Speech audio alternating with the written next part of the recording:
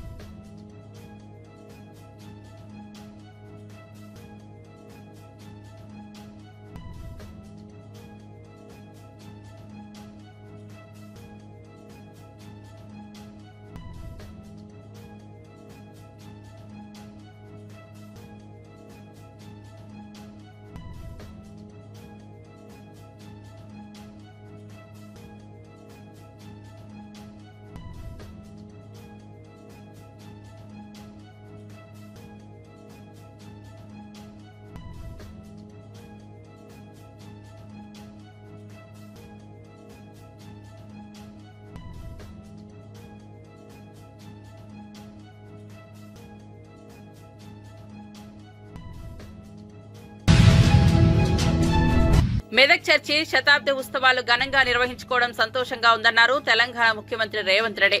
మెదక్ చర్చిలో క్రిస్మస్ వేడుకల కార్యక్రమంలో ముఖ్యమంత్రి రేవంత్ రెడ్డి పాల్గొన్నారు. ఈ సందర్భంగా ఆయన యేసు భక్తులందరికీ క్రిస్మస్ శుభాకాంక్షలు తెలిపారు. 100 ఏళ్లు పూర్తి చేసుకుని మెదక్ చర్చి ఒక గొప్ప దేవాలయంగా గుర్తింపు పొందింది. అలాంటి చర్చి అభివృద్ధికి అవసరమైన నిధులు మా ప్రభుత్వం విడుదల చేసింది. ఈ చర్చికి నాకు గొప్ప అనుబంధం ఉంది. నేను పీసీసీ అధ్యక్షుడిగా ఇక్కడికి వచ్చి ఆశీస్సులు తీసుకున్నా మళ్లీ ముఖ్యమంత్రి హోదాలో ఈ చర్చికి వస్తానని ఆనాడు మాట ఇచ్చానని సీఎం రేవంత్ రెడ్డి తెలిపారు. దళిత క్రైస్తవులకు, గిరిజన క్రైస్తవులకు అత్యధికంగా లబ్ధి చేకూరుతుంది.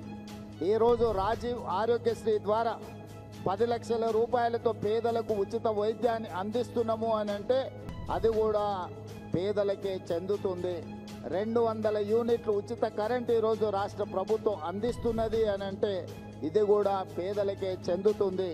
500 రూపాయల పంట బోనస్ వరి పండించిన వాళ్లకు ఈ ప్రభుత్వం ఇస్తున్నది అంటే ఇది కర్షకులకు వారికి చెందుతుంది. 21,000 కోట్ల రూపాయల రైతు రుణమాఫీ చేసినామంటే పేద రైతులకే ఈరోజు ఆ రుణమాఫీ అందింది. ఇలా సంక్షేమ పథకాలు, ఫీజు రియంబర్స్మెంట్. ఈరోజు నేను ఒక మాట స్పష్టంగా చెప్పదలుచుకున్నా. ఆనాడు క్రిస్టియన్ మిషనరీస్ ఏదైతే ఎడ్యుకేషన్, హెల్త్ పట్ల ప్రత్యేకమైన శ్రద్ధ చూపించి పేదలకు ఏ దిక్కు లేని వాడికి ప్రభువే దిక్కు అని ఆనాడు గొప్పగా విద్యను అందించి, వైద్య సేవలను అందించి, సేవ అంటే ఇలా ఉండాలి అని ఈ సంస్థలు చూపించిన బాటలోనే ఈనాడు మా ప్రభుత్వం ఫీజు రియంబర్స్మెంట్ కానీ లేకపోతే రాజీవ్ ఆరోగ్యశ్రీ హెల్త్ పథకం కానీ తీసుకొచ్చినాయి అంటే వీటికి పునాదులు ఆనాడే పడ్డాయి. అదేవిధంగా ఈ మెదక్ చర్చ్ నిర్మాణం, పనికి ఆహార పథకం, కరువు వచ్చినప్పుడు తినడానికి ప్రజలు అలమటిస్తున్నప్పుడు ఆనాడు ప్రముఖులు ప్రజలని కాపాడడానికి వాళ్లకు భోజనం పెట్టి వాళ్లకు పని కల్పించి ఈ చర్చ్ నిర్మాణం జరిగింది. ఈరోజు ఉన్న ఉపాధి హామీ పథకానికి స్ఫూర్తి ఈ చర్చ్ 100 సంవత్సరాల క్రితం నిర్మించినప్పుడు ఏ విధానాన్ని అవలంబించిందో కాంగ్రెస్ పార్టీ అధికారంలోకి వచ్చిన తర్వాత ప్రవేశపెట్టిన ఉపాధి హామీ పథకం, పనికి ఆహార పథకమే. ఇవన్నీ మంచి కార్యక్రమాలు, సంక్షేమ పథకాలు రాష్ట్రం అభివృద్ధి పదం వైపు నడిపించడానికి ఆ ప్రభువు నుండి, భక్తుల నుండి సంపూర్ణమైన ఆశీర్వాదం నా మంత్రివర్గం కోరుకుంటుంది. మీ అందరి ఆశీర్వాదం ఉండాలి. ఈ ప్రభుత్వం 10 కాలాల పాటు వర్ధిల్లాలి. పేదల సంక్షేమ పథకాలు ఇచ్చిన ఏపీ మాజీ సీఎం వైసీపీ అధినేత వైఎస్ జగన్ 4 రోజుల కడప జిల్లా పర్యటనలో భాగంగా పులివెందుల సిఎస్ఐ చర్చిలో జరిగిన క్రిస్మస్ వేడుకల్లో తన తల్లి వైఎస్ విజయమ్మతో కలిసి పాల్గొన్నారు. ఈ సందర్భంగా ఆయన తల్లి చేయి పట్టుకుని కేక్ కట్ చేశారు. కుమారుడిని దగ్గరకు తీసుకుని తల్లి విజయమ్మ ఆప్యాయంగా ముద్దు పెట్టారు. అంతకుముందు క్రిస్మస్ వేడుకల కోసం చర్చికి చేరుకున్న జగన్ కు పార్టీ నేతలు, కార్యకర్తలు, అభిమానులు ఘన స్వాగతం పలికారు. ఇక ఇడుపలపాయ ప్రేయర్ హాల్లో జరిగిన ప్రత్యేక ప్రార్థనల్లో జగన్, విజయమ్మతో పాటు కుటుంబ సభ్యులు కూడా పాల్గొన్నారు. గురు శుక్రవారం కూడా మాజీ సీఎం కడప జిల్లాలో పర్యటించనున్నారు. కాగా క్రిస్మస్ వేడుకల సందర్భంగా కొత్త సంవత్సరం క్యాలెండర్ను జగన్ ఆవిష్కరించారు.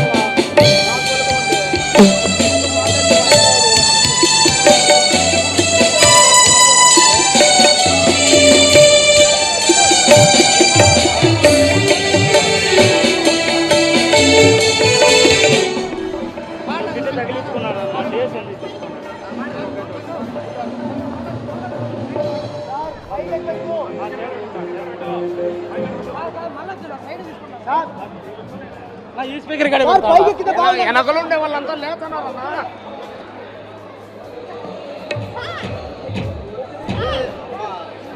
వస్తారు మళ్ళీ వస్తారు ఆడుతూ పడి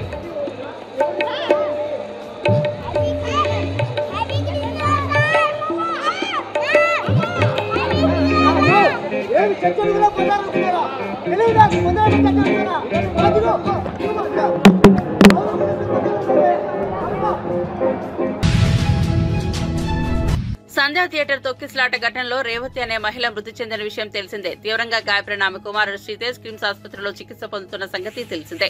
ఈ నేపథ్యంలో బాధిత కుటుంబానికి పుష్ప 2 టీం భారీగా పరిహారాన్ని చెల్లించేందుకు ముందుకు వచ్చింది.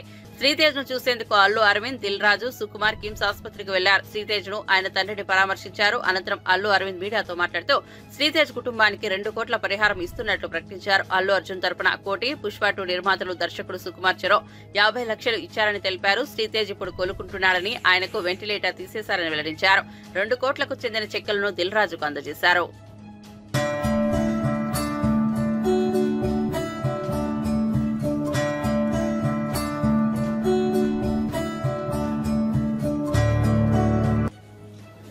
ఈ విపత్తు జరిగిన తర్వాత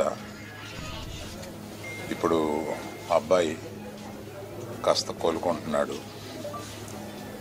వెంటిలేషన్ కూడా తీశారు అని తెలిసి నిన్న రాజుగారు కూడా చెప్పారు. అబ్బాయి తప్పనిసరిగా కోలుకొని మన అందరిలో తిరుగుతాడని విశ్వసిస్తున్నాం.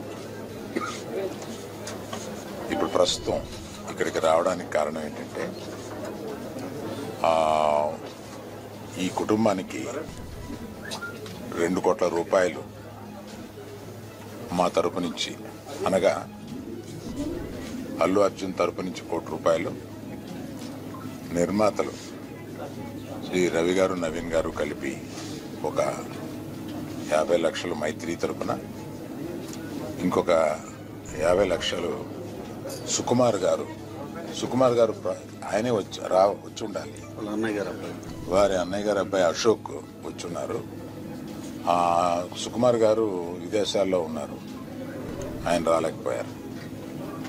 ఇదంతా కలిపి 2 కోట్ల రూపాయలు కుటుంబానికి అప్పజెప్పమని చెప్పి మన ఎఫ్డిసి చైర్మన్ రాజు గారిని రిక్వెస్ట్ చేస్తూ ఆ డబ్బుని వారికి రాజుగారికి అందజేసి వారి కుటుంబానికి అందజేయమని చెప్తున్నా. నేనే ప్రత్యేకంగా అందజేయొచ్చు అనేది ఏదన్నా అనిపిస్తే అది లీగల్గా ఇలాగే చేయమన్నారు. ప్రభుత్వ ప్రతినిధి అయిన ఎఫ్డిసి చైర్మన్ రాజు గారి ద్వారా ఇప్పిస్తే మంచిది అని మా లీగల్ డిపార్ట్మెంట్ చెప్పారు. ప్రజల కోసం ప్రత్యక్ష పోరాటాలకు సిద్ధం కావాలని వైసీపీ శ్రేణులకు ఆ పార్టీ అధినేత జగన్ పిలుపునిచ్చారు. సంక్రాంతి తర్వాత తాను ప్రత్యక్షంగా ప్రజల్లోకి వెళ్తున్నానని, అన్ని జిల్లాల్లో పర్యటిస్తానని చెప్పారు. మనం ఇంత త్వరగా ప్రజల్లోకి వెళ్లాల్సి వస్తుందని తాను అనుకోలేదని తెలిపారు. చంద్రబాబు పాలన బాదుడే బాదుడులా ఉందని, సూపర్ 6 లేదు, సూపర్ 7 లేదని, అందుకే మనం పోరుబాట పట్టాల్సి వస్తోందని అన్నారు. ఇప్పటికే రైతుల కోసం ధర్నా చేశామని, ఈ నెల 27న కరెంటు బిల్లులపై మరోసారి నిరసన కార్యక్రమాన్ని చేపట్టనున్నామని తెలిపారు. లేడీ కొరియోగ్రాఫర్ పై జానీ మాస్టర్ లైంగిక దాడి నిజమేనని తాజాగా హైదరాబాద్ నార్సింగి పోలీసులు ఛార్జ్షీట్ దాఖలు చేసిన విషయం తెలిసిందే. దీనిపై ఆయన స్పందించారు. న్యాయస్థానం మీద తనకు నమ్మకం ఉందని, నిర్దోషిగా బయటకు వస్తానని ధీమా వ్యక్తం చేశారు. ఈ మేరకు జానీ మాస్టర్ సోషల్ మీడియా వేదికగా ఒక వీడియో విడుదల చేశారు. అందరికి నమస్కారం, నేను మీ జానీ మాస్టర్. మీడియాలో ఏదైతే స్క్రోల్ అవుతుందో అట్లన్నిటికీ నా తరపు నుంచి ఒకే ఒక సమాధానం. న్యాయస్థానం మీద నాకు నమ్మకం ఉంది. న్యాయస్థానంలో న్యాయం ఉంది. ఆ న్యాయం ఉంది కాబట్టి ఈరోజు నేను నలుగురితో పని చేసుకుంటున్నాను. బయటకు వచ్చి నలుగురితో హ్యాపీగా ఉన్నాను. నా ఫ్యామిలీతో చాలా హ్యాపీగా ఉన్నాను. నా మనసుకు తెలుసు ఏం జరిగిందని, ఆ దేవుడికి తెలుసు, నా అంతరాత్మకు తెలుసు. ఇవన్నీ కూడా రేపు న్యాయస్థానంలో కోర్టు నిర్ణయిస్తుంది, న్యాయస్థానం నిర్ణయిస్తుంది. న్యాయస్థానంలో నేను చాలా క్లీన్ చిట్తో వస్తాను. నిర్దోషిగా నేను బయటకు వస్తాను. ఆ రోజు మాట్లాడతాను. అప్పటి వరకు నేను నిందితుడిని మాత్రమే. సో నేను ఓన్లీ నిందితుడిని మాత్రమే. మీ ప్రేమ నాకు ఎప్పుడు ఇలానే ఉండాలి, ఇలానే ఉంటుంది.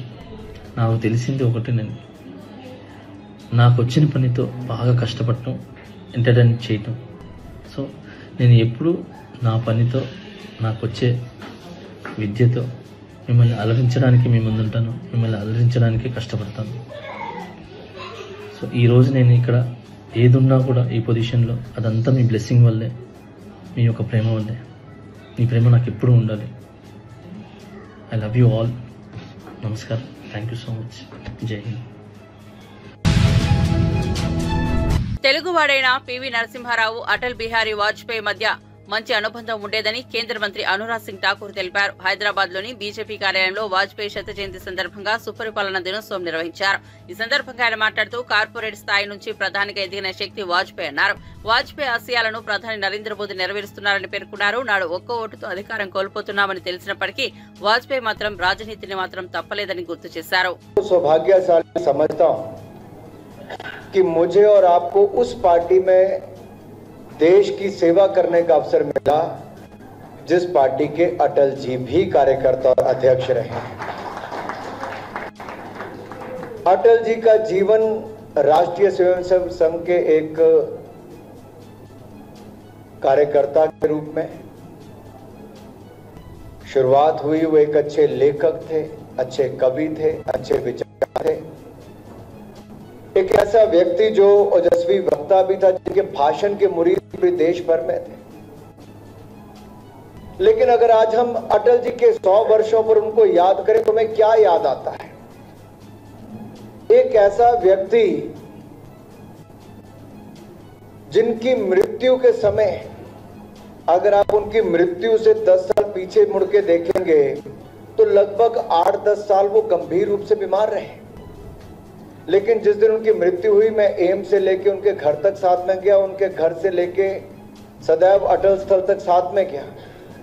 और हम सब के लिए खुशी की बात यह थी कि हमारे नेता अटल जी के साथ वरिष्ठ नेता कार्यकर्ता तो थे, लेकिन आज की युवा पीढ़ी तो हजारों की तादाद में पैदल चल रही थी।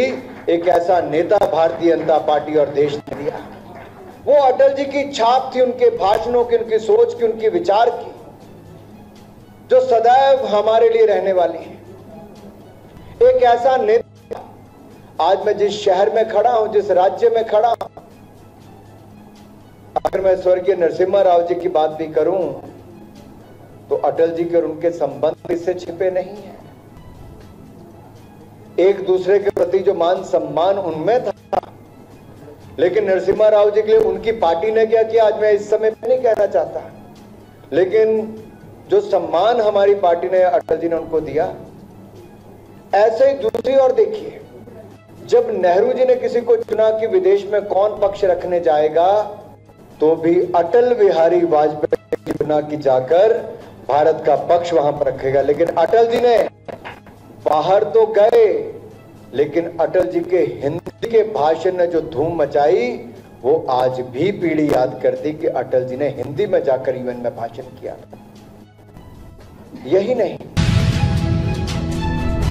కాంగ్రెస్ ప్రభుత్వం ఎన్నికల సమయంలో ఇచ్చిన హామీలను అన్నింటినీ తొంగలో తొక్కిందని బీఆర్ఎస్ ఎమ్మెల్సీ కవిత విమర్శించారు. మెదక్ చర్చిని సందర్శించిన ఆమె అనంతరం మీడియాతో మాట్లాడుతూ కాంగ్రెస్ పాలనలో క్రిస్మస్ గిఫ్ట్, రంజాన్ తోఫా, బతుకమ్మ చీరల పంపిణీ ఎగిరిపోయాయన్నారు.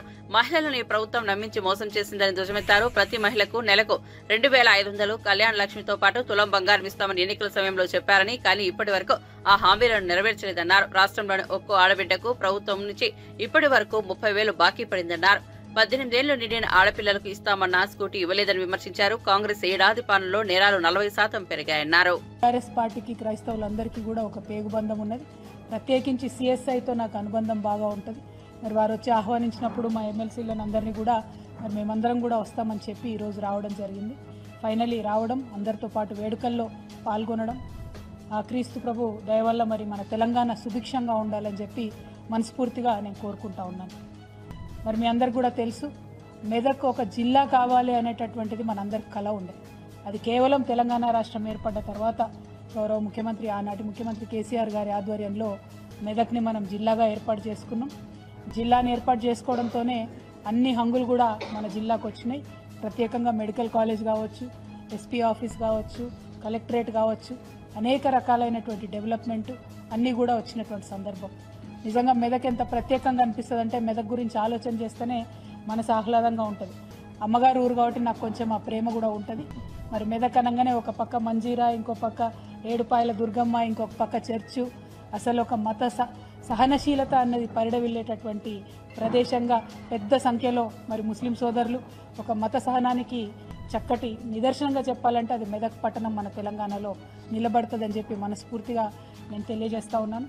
ఈ మెదక్ బాగుండాలే, ఇక్కడ ఉండేటటువంటి అద్భుతమైనటువంటి పంటలు, సిరులు ఒకప్పుడు ఉండే అని ఆనాడు శ్రీనాథుడు కూడా చెప్పిండని చెప్పి మన కేసీఆర్ గారు పదే పదే చెప్తూ ఉంటారు. మరి మెదక్ మళ్ళా అట్లా పచ్చబడాలి, మంచిగా పంటలతోని ఉండాలి, సిరుల రాసులు ఇక్కడ పొంగాలనేటటువంటి కళతోని మరి ఇక్కడ అంతకుముందు సింగూరు నుంచి నీళ్లు హైదరాబాద్ పోతుండే, ఇక్కడ ఉండేటటువంటి గణపురం ఆయకట్లో రైతులకు నీళ్లు రానటువంటి పరిస్థితి ఉండే.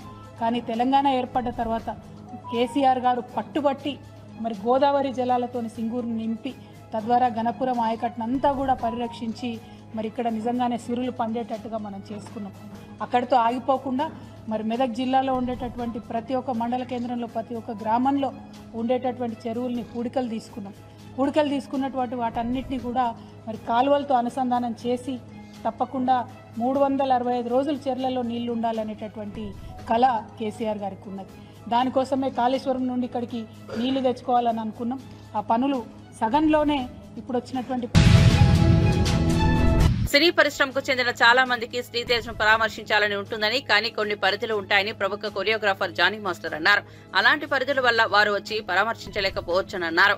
సంధ్యా థియేటర్ తొక్కిస్లాట్ సందర్భంగా తీవ్రంగా గాయపడి కిమ్స్ ఆసుపత్రిలో చికిత్స పొందుతున్న శ్రీతేజ్ ను అతని కుటుంబాన్ని ఆయన పరామర్శించారు. అనంతరం ఆయన మీడియాతో మాట్లాడుతూ డాన్సర్ యూనియన్ తరపున శ్రీతేజ్ సాయం అందిస్తామన్నారు. శ్రీతేజ్ ఆరోగ్యం మెరుగవుతుందని, అతను త్వరగా కోలుకోవాలని దేవుణ్ణి ప్రార్థిస్తున్నానన్నారు. అతని కుటుంబానికి అండగా ఉంటామని, ఈ మేరకు కుటుంబ సభ్యులకు కూడా ధైర్యం చెప్పామన్నారు. ఇప్పుడు బాగా కదులుతున్నారు, చూస్తున్నారు, వినపడతా ఉంది. కదలికలు అయితే చాలా బాగున్నాయి. సో ఇలానే అబ్బాయి తొందరగా కోలుకొని అందరు పిల్లల్లాగా హ్యాపీగా ఆడుకుంటూ ఒక మంచి ఆరోగ్యంగా ఉండాలని మనస్ఫూర్తిగా కోరుకుంటున్నాను. ఇప్పుడైతే బాగుంది, నేను చూడగానే చాలా హ్యాపీగా అనిపించింది. ఐఎమ్ వెరీ హ్యాపీ ఆయన చూసిన వెంటనే. అండ్ అలాగే వాళ్ళ ఫ్యామిలీకి మా సైడ్ నుంచి అండగా ఉంటాం. సో మేము ఒక్కరే కాదు, మా కొరియోగ్రాఫర్స్ అందరి తరపున, మా ఏదైతే యూనియన్ ఉందో ఆ యూనియన్ తరపున, అందరి తరపున కూడా మేము అండగా ఉంటామని చెప్పి వాళ్ళకి ధైర్యం చెప్పొచ్చాం. ఖచ్చితంగా వాళ్ళ ఫ్యామిలీకి ఖచ్చితంగా మేము అంతా ముందు ఉంటాం. Thank you. సార్ ఈ ఘటన జరిగింది కదా, ఎట్లా సార్ సినీ ఇండస్ట్రీ తర్వాత ఈ ఇష్యూ అంతా అయిన తర్వాత వచ్చి ఒక్కొక్కరుగా పరామర్శిస్తున్నారు. గతంలో ఎవరు రాలేదు వారం 10 రోజుల దాకా. ఇప్పుడు సీరియస్ అయింది కాబట్టి తప్ప బాధిత కుటుంబాన్ని పరామర్శిస్తున్నారని చెప్తున్నారు. దీన్ని సార్ అందరికీ వచ్చి చూడాలని ఉంటుంది సార్, మీ అందరికి కూడా తెలుసు. సో అందరు వచ్చి చూడాలని ఉంటుంది, కానీ కొన్ని పరిధులు ఉంటాయి, ఆ పరిధుల వల్ల ముందుకు రాలేరు. సో ఇంతకుమించి ఎక్కువ మాట్లాడలేను సార్. సో ఇప్పుడు బాగా అందరూ వస్తున్నారు కాబట్టి హ్యాపీ. సో వచ్చి కెన్ బెత్యా నదుల అనుసంధాన ప్రాజెక్టుకు ప్రధానమంత్రి నరేంద్ర మోదీ శంకుస్థాపన చేశారు. మధ్యప్రదేశ్లోని ఖజురాహోలో జరిగిన కార్యక్రమంలో శంకుస్థాపన చేశారు. 2 నదుల నీటిని ప్రాజెక్టు నమూనాలో ప్రధాని పోశారు. అనంతరం రిమోట్ బటన్ సాయంతో ప్రాజెక్టును శంకుస్థాపన చేశారు. మాజీ ప్రధానమంత్రి అటల్ బిహారీ వాజ్పేయి జయంతిని పురస్కరించుకుని ఈ ప్రాజెక్టుకు శంకుస్థాపన చేశారు. ఈ 2 నదుల అనుసంధానం ద్వారా మధ్యప్రదేశ్, ఉత్తరప్రదేశ్ రాష్ట్రాల్లోని లక్షలాది రైతు కుటుంబాలకు లబ్ధి చేకూరనుంది. సాగునీటితో పాటు తాగునీటి సమస్య కూడా తీరనుంది. आज भी यहां हजारों करोड़ रुपए की विकास परियोजनाओं की शुरुआत हुई है। आज ऐतिहासिक केन बेतवा लिंक परियोजना का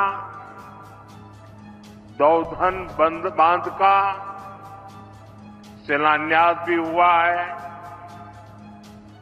ओमकारेश्वर फ्लोटिंग सोलर प्लांट, उसका भी लोकार्पण हुआ है। और ये मध्य प्रदेश का पहला फ्लोटिंग प्लांट है। मैं इन परियोजनाओं के लिए एमपी के लोगों को ढेर सारी बधाई देता हूं। साथियों, आज हम सभी के लिए बहुत ही प्रेरणादायी दिन है। आज श्रद्धेय अटल जी की जन्म जयंती है। आज भारत रत्न अटल जी के जन्म के 100 साल हो रहे हैं। अटल जी की जयंती का ये पर्व सुशासन की, सुसेवा की हमारी प्रेरणा का भी पर्व है। थोड़ी देर पहले जब मैं अटल जी की स्मृति में डाक टिकट और स्मारक सिक्का जारी कर रहा था तो अनेक पुरानी बातें मन में चल रही थी। बरसों बरसों तक उन्होंने मुझ जैसे अनेक कार्यकर्ताओं को सिखाया है, संस्कारित किया है। देश के विकास में अटल जी का योगदान हमेशा। భవానీ దీక్షల విరమణతో విజయవాడలోని ఇంద్రకీలాద్రిపై భారీగా రద్దీ నెలకొంది. దీక్షల విరమణ చివరి రోజు కావడంతో పెద్ద ఎత్తున భవానీలు తరలివస్తున్నారు. ఆలయ అధికారులు అన్ని క్యూ లైన్లను ఉచితంగా దుర్గమ్మ దర్శనానికి అనుమతిస్తున్నారు. క్యూలో ప్రవేశించిన వారికి దర్శనం పూర్తయ్యేసరికి 2 నుంచి 3 గంటల సమయం పడుతోంది. జగన్మాత నామస్మరణతో ఇంద్రకీలాద్రి ప్రతిధ్వనిస్తోంది.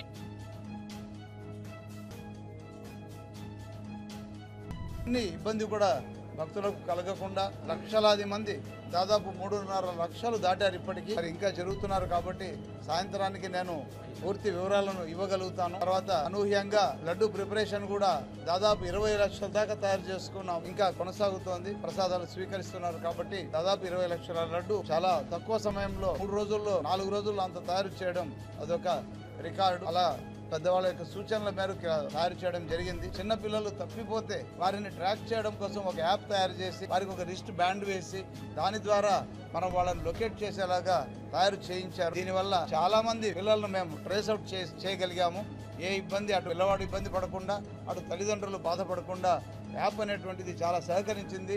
చాలా సునాయాసంగా వాళ్ళందరినీ ట్రాక్ చేయగలిగాము, తల్లిదండ్రులకు అప్పగించగలిగాము. ఇంత పెద్ద ఈవెంట్లో లక్షలాది మంది తిరిగేటప్పుడు చిన్నపిల్లలు తప్పిపోయే అవకాశం ఉంటుంది కాబట్టి ఈ యాప్ ఉపయోగపడింది. ఇంతే ముఖ్యమంత్రి వర్యులు చంద్రబాబు నాయుడు గారి స్ఫూర్తితో అనేక ఇంటర్వెన్షన్స్ తీసుకొచ్చాము. ఈసారి భక్తుల కోసం ఒక యాప్ తయారు చేశాము, భవానీ దీక్ష యాప్ అని.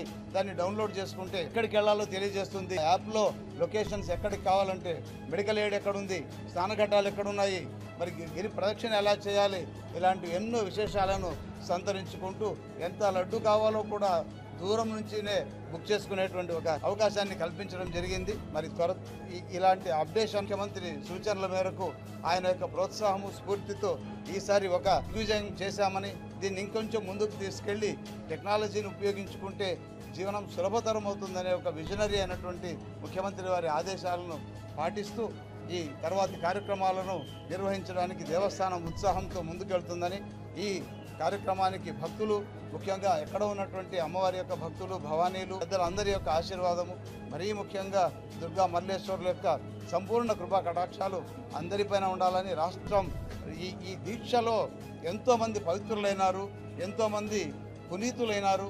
ఆ పవిత్రత రాష్ట్రానికి, దేశానికి మంచిదవుతుందని, ఆ పులకించినటువంటి జగన్మాత పితరులు మన అందరినీ రక్షిస్తారని, ఈ భారతదేశాన్ని, మన రాష్ట్రాన్ని, ముఖ్యంగా విజయవాడ చుట్టూ ఉన్నటువంటి ఈ మహాభక్తులందరినీ కృపాకటాక్షాలతో చూడాలని మనస్ఫూర్తిగా కోరుకుంటూ స్వామి అమ్మవార్లకు ప్రణమిల్లుతూ అందరికీ ధన్యవాదాలు.